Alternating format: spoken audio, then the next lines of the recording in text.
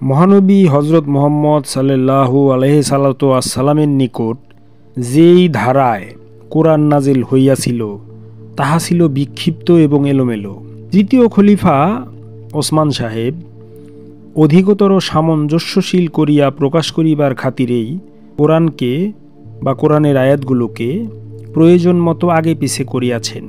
এমনকি প্রয়োজন বোধে এক সূরার অংশবিশেষ কেটে দিয়ে অন্য সূরার সঙ্গেও যুক্ত করিয়াছেন। যেই বাক্যগুলি তিনি সন্দেহযুক্ত মনে করিয়াছেন কেবল সেগুলোকেই তাহার নিয়োজিত কোরআন বোর্ড ঠেলিয়া দিয়াছিল। ইহাতে কোরআনের ভাবধারা অধিক সুদৃঢ় হইয়াছে এবং সমগ্র গ্রন্থটি ভাব গাম্ভীর্যে পরিপূর্ণতা লাভ করিয়াছে। নাজিলের ধারা অনুসারে রাখিলে কোরআন এত সুন্দর হইতে পারিত না। অতএব মুসলমানের খলিফা হিসেবে ইহা ছিল কোরআনের প্রতি তাহার সুন্দর একটি অবদান। আর এই কারণেই আজও তাহাকে জামিউল কোরআন হিসেবে ভূষিত করা হয় এবং তাহার নামে জুমার খুতবাতে দোয়াও পাঠ করা হয়। আসলে ইসলামের ইতিহাসে কোরআন নাজিলের ধারা এবং কোরআন সংকলন এবং সেখানে সংকলনের ক্ষেত্রে খলিফা ওসমানের ভূমিকা সম্পর্কে এমনই ধারণা পোষণ করে ইসলামী জনসমাজের অধিকাংশ জনতা। কিন্তু প্রকৃত অর্থে কোরআনের সূরাগুলির শানে নজুল এবং প্রয়োজন বোধে কোন কোন সূরার অবতীর্ণ হওয়ার স্থান পরিবর্তন করিয়া সম্পূর্ণভাবে মিথ্যার উপর রাজকীয় তাফসিরের ভিত্তি স্থাপন করা হইয়াছে।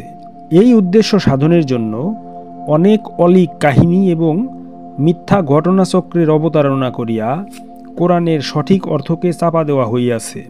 নাজিল হওয়ার ধারাবাহিকতা অনুসারে কোরআন প্রকাশিত থাকিলে রাসূল পাকের জীবনের ঘটনা প্রবাহের সঙ্গে কোরআনের গতি প্রবাহ মিলিয়াই থাকিত।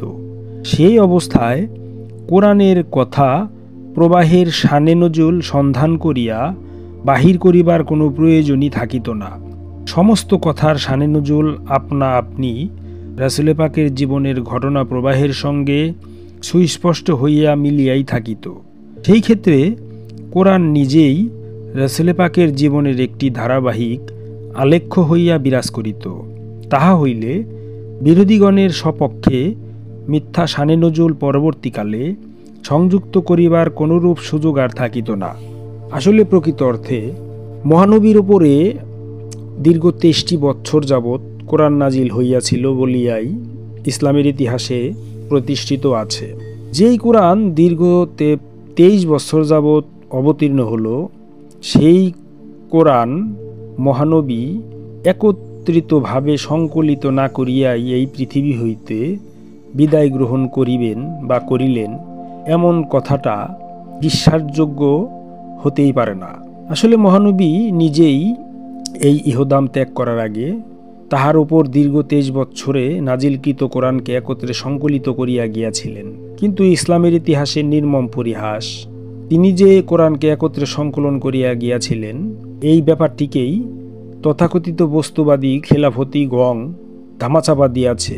আর এই ধামাচাপা দেওয়ার মাধ্যমে তারা মহানবীকেও এখানে ছোট করার প্রয়াস লাভ করিয়াছে। মহানবী যেখানে পরিপূর্ণভাবে দ্বীন ইসলামকে প্রতিষ্ঠিত করার ব্যাপারে আল্লাহ পাকের তরফ থেকে ঘোষণাপত্র সকল উম্মতের তরে শুনিয়ে গেলেন এবং তাদের কাছ থেকে তিনি প্রতিশ্রুতি বা স্বীকারোক্তি আদায় করে নিলেন, সেই মহানবী কেমন করিয়া কোরআন একত্রিত বা একত্রে সংকলিত না করিয়া এই পৃথিবী হইতে চলিয়া যাইতে পারেন? আসলে যেই কোরআন মহানবীর উম্মতকে সঠিক পথে চালনা করার জন্য হাতিয়ার হিসেবে বিদ্যমান থাকবে অনন্তকাল, সেই কোরআন একত্রিত না করিয়াই মহানবী এই ইহদাম ত্যাগ করিয়া চলিয়া যাচ্ছেন, এই কথা বিশ্বাস করা আসলে প্রকৃত অর্থে অসম্ভবই বটে। আসলে মোট কথা হচ্ছে, মহানবী এই ইহদাম হতে পর্দা গ্রহণ করার আগেই সমগ্র কোরআনকে একত্রে সংকলিত করিয়া গিয়াছিলেন। কিন্তু মহানবীর পর্দা গ্রহণের পরেই মহানবীর ঘোষিত মাওলাইয়াতকে অস্বীকার করিয়া তথাকথিত খেলাফতি ব্যবস্থা কায়েম করা হয়। যে খেলাফতি ব্যবস্থা কায়েম করিতে গিয়া ইসলামী সমাজে ব্যাপকভাবে বিশৃঙ্খলা হয় এবং ইসলামী সমাজ বহু ভাগে বিভক্ত হইয়া যায়। আর সেই কারণেই এই যে একত্রে সংকলিত যে কোরআন ছিল সেটাকে বিভিন্ন গোত্রগত দ্বন্দ্বের কারণে অগ্রাহ্য করা হয়। তারই ধারাবাহিকতায় প্রথম খলিফা চলে যায়, দ্বিতীয় খলিফা চলে যায়। তৃতীয় খলিফার আমলে গিয়া তাহারা তাহাদের বস্তুবাদী দৃষ্টিভঙ্গির আলোকে মহাগ্রন্থ কোরআনকে তাদেরই নিজেদের সুবিধামতো সাজিয়ে সংকলিত করার জন্য তারা প্রয়াস গ্রহণ করে। কিন্তু তাহারা যখন তাদের বস্তুবাদী মনোভাবাসম্পন্ন দলীয় লোকদের দ্বারা কোরআনকে একত্রে সংকলিত করার জন্য কোরআন বোর্ড গঠন করিয়াছিল, সেই কোরআন বোর্ডের কাছে মাওলা আলী ওনার স্বহস্তে লিখিত দয়াল নবী পাকের পর্দা গ্রহণের আগের এবং দয়াল নবী পাক কর্তৃক অনুমোদিত একত্রে সংকলিত কোরআনকে ওই কোরআন বোর্ডের সামনে হাজির করিয়াছিলেন। কিন্তু কোরআন বোর্ড তা গ্রহণ করেন নাই। কারণ ওই কোরআনের মাঝে তাদের জন্য বেকায়দামূলক অনেক আয়াত ছিল, যেগুলোর মাধ্যমে তারা যে বস্তুবাদী, তারা যে ইসলামের মৌখিক স্বীকৃতিদাতা, অন্তরে তাহাদের যে ইসলামের কোনো আলো নাই, এই ব্যাপারটি সম্পর্কে তাহাদের মুখোন্মোচিত হয়ে যায়।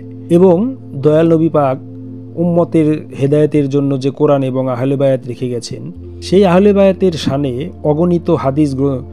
অগণিত আয়াত বিদ্যমান ছিল ওই কোরআনে, তাহাদের নাম উল্লেখ সহ। সেগুলোকে ফেলে দেওয়ার জন্য এবং তাহাদের যে বস্তুবাদী মনোভাব সেটা তারা যুদ্ধের ময়দানে কায়েম করেছিল। তাহাদের যুদ্ধভাবাপন্ন মনোভাব যে সঠিক ছিল, তাহাদের আহলে বায়াত বিরোধী অবস্থান যে সঠিক ছিল, এগুলোকে প্রমাণ করার জন্যই তারা তাহাদের নিজেদের মতবাদ অনুসারে কোরআনকে তারা সাজানোর ইচ্ছায় কোরআন বোর্ড গঠন করেছিল। তারই আলোকে তাহারা নিজেদের ইচ্ছা মতো কোরআন নাজিলের যে ধারাবাহিক ধারা ছিল সেটাকে তাহারা বদলিয়ে দিয়েছিল।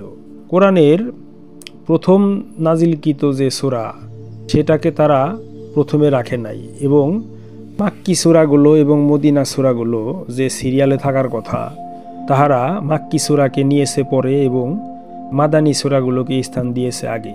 এগুলো আসলে তাহাদেরই বস্তুবাদী মনোভাব কায়েম করার জন্য, তাহারা যে সঠিক ছিল সেটা প্রমাণ করার জন্য তাহাদের প্রয়োজন ছিল। তাহারা তাহাদের বস্তুবাদী মনোভাব এবং স্বার্থ কায়েমের জন্যই তাহাদের সুবিধা মতো আল্লাহ এবং নবী এবং আহলে বায়াতের বিরুদ্ধে গিয়ে কোরআনকে তাহারা তাহাদের নিজেদের মতো করেই সাজিয়েছিল। আর আমরা সেই কোরআনই আজ অবধি পাচ্ছি।